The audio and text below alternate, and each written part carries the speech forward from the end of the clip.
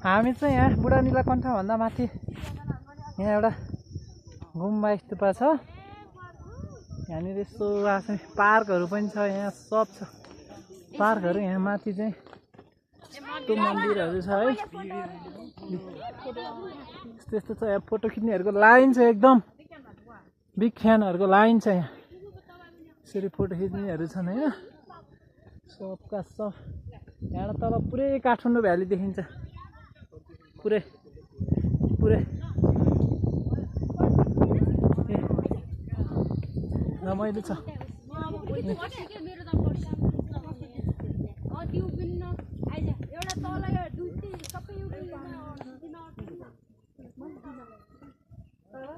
यस्तो छ है।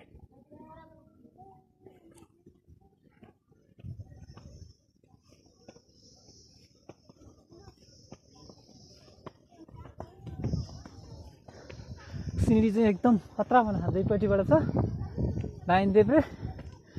हामी चाहिँ फाइनली स्तूपा आइपुग्यौँ। म चाहिँ 3 वर्ष अगाडि नै आएको थिएँ यहाँ, फेरि आज पनि आएँ।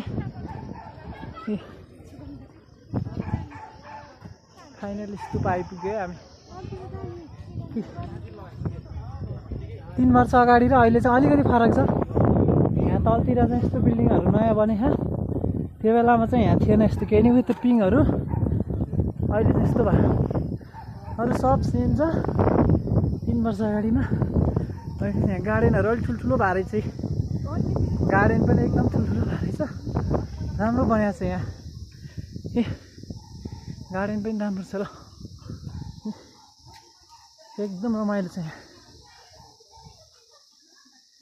यो फोटो खिच्ने लाइन छ यहाँ, यहाँ यो बनिरहेको छ यहाँ है।